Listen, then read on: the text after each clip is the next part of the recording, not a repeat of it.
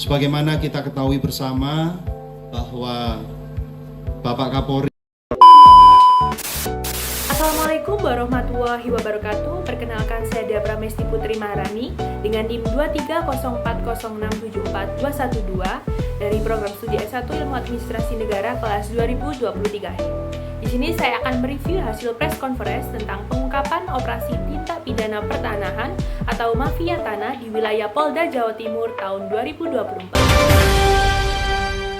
Sebagaimana kita ketahui bersama bahwa Bapak Kapolri telah menginstruksikan kepada seluruh jajaran untuk tidak ragu mengusut tuntas kasus-kasus mafia tanah di seluruh Indonesia. Upaya ini sejalan dengan instruksi dari Bapak Presiden Joko Widodo yang fokus untuk memberantas praktek mafia tanah di Indonesia. Di Jawa Timur sendiri, kami laporkan telah terbentuk Satgas anti mafia tanah di mana oleh Bapak Presiden Joko Widodo pada tanggal 21 Februari yang lalu. Kami berkomitmen untuk memimpin langsung upaya pemberantasan mafia tanah.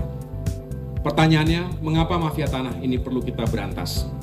Pertama, mafia tanah menyengsarakan rakyat. Rakyat terancam kehilangan haknya, hak atas tanah dan juga bangunan yang mungkin merupakan kekayaan atau aset satu-satunya yang dia miliki. Dan yang kedua, mafia tanah juga merugikan negara, sangat merugikan negara. Negara kehilangan pendapatan akibat ulah mafia tanah yang tentu saja mereka akan menghindari transaksi yang legal. Dan selain itu, mafia tanah juga telah menciptakan ketidakpastian hukum, sehingga ini akan menghambat proses investasi. Dalam konferensi pers ini menggarisbawahi upaya pemerintah khususnya Polda Jawa Timur untuk memberantas mafia pertanahan khususnya di wilayah Polda Jawa Timur untuk menindaklanjuti arahan dari Bapak Presiden Joko Widodo bersama Bapak Kapolri Letsio Sigit.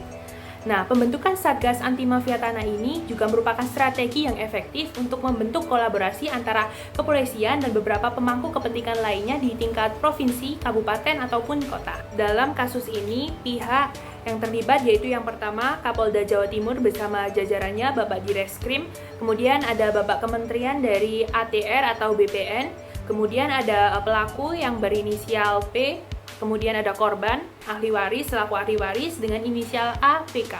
Dalam pengungkapan kasus Ramas 100 Hari Kerja, 2 kasus berhasil diungkap di kota Banyuwangi, Jawa Timur. Kasus pertama melibatkan tersangka dengan inisial P dan PDR.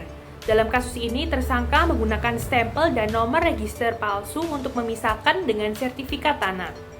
Kemudian, kerugian negara dalam kasus ini mencapai 1,7 miliar rupiah dengan luas tanah sebesar 14.250 meter persegi. Modus yang digunakan dalam mafia tanah ini yaitu menggunakan dokumen ilegal serta pemalsuan dokumen yang dapat merugikan ahli waris. Langkah strategi yang dapat dilakukan untuk menindaklanjuti dari kasus mafia tanah yaitu yang pertama yaitu menerapkan kolaborasi yang sinergi dengan beberapa pemangku kepentingan seperti Kejaksaan dan Kementerian ATR atau BPN. Yang kedua yaitu melakukan penindakan hukum yang tegas oleh para pelaku dan melakukan rapat sistem praoperasi. Kesimpulan dari konferensi pers ini yaitu konferensi ini menunjukkan komitmen pemerintah untuk memberantas kasus mafia tanah. Kemudian meskipun tantangannya ada seperti kompleksitas problematik dan tantangan sistematik tetap ada, namun keberhasilan kasus di Banyuwangi menunjukkan keefektivitasan penerapan strategi.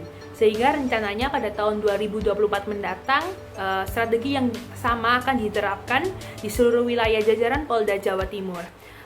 Kemudian diskusi yang terlibat antara wartawan dan pembicara pun juga terlihat cukup jelas sehingga pembicara dapat menjawab beberapa pertanyaan dari wartawan sehingga menimbulkan atau memberikan informasi yang menyeluruh dan secara jelas. Itu saja yang bisa saya sampaikan, kurang lebihnya mohon maaf. Wassalamualaikum warahmatullahi wabarakatuh.